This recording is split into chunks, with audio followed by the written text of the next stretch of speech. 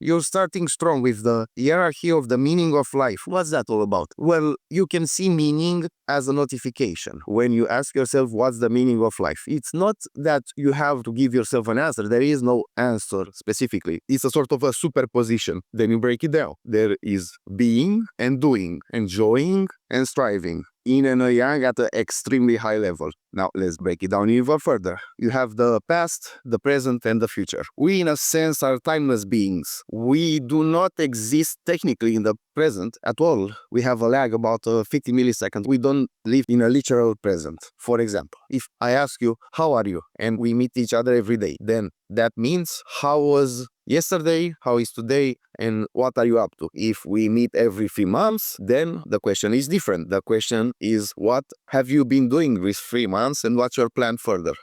Okay, so you have this being and doing that's present, past, and in the future. So what do we do with that information? Well, not a lot, but it tells us that we are influenced by our past and continuously molding our present perception by the means of our future vision.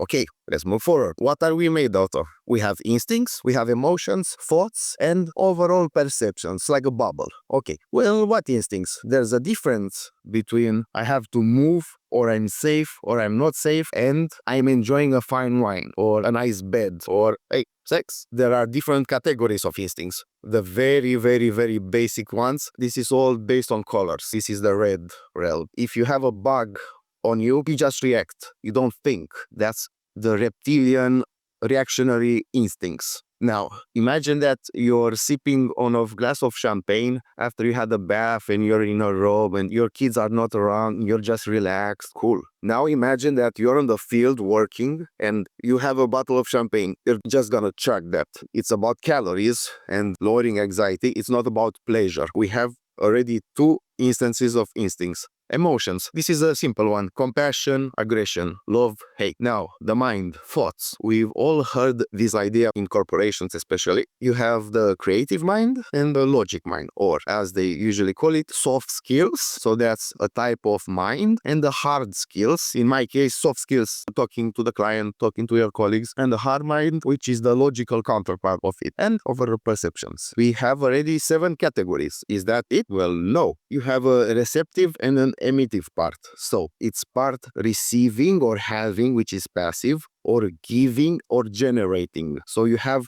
another yin and yang. You have two sides, the receptive or passive and the emittive generative. Let's give an example. You can receive a gift, you can receive love, but you can also offer love. You can feel confident, which is passive, on the emotional level, or you can receive praise and feel confident because of the praise, which is something that's more active. On the instinctual level, is very basic. You stay, you're safe, or you move, you're in danger. On a thought level, you can know things, you can process things. On the soft mind level, you can listen or you can speak. So the 7 become 14. Now, on each fundamental elemental category, we have the following. Basically, it can be good or bad. As simple as that. Wait a second, Andre. You talked about compassion, love. How in the world can that be bad? Well, everything can be good or bad. With your example specifically about compassion, it's called in psychology the smothering mother, where you don't let your child take risks and grow up. You can also see that in some political views. For example, hardcore illegal immigration approval. That's not great for the country. That's an example of compassion where there shouldn't be. It should be for legal migration. Okay, but you also talked about hate. That's obviously bad. Yes, each element is obviously good or bad, but there's always a downside, always the other side of the coin. Don't hate people, hate things. Things. And don't turn people into things. So if I'm really, really, really pissed at my task at work, I'm gonna get it done. Let's take a higher view of it. Let's imagine you hate Bill Gates because he has a lot of money. That makes you feel like crap, doesn't have anybody. It's just a waste of breath. Now, you can hate poverty, which entitles that you can do something about it. You can volunteer, you can donate, you can do something eventually about it. If you hate the thing, not the person.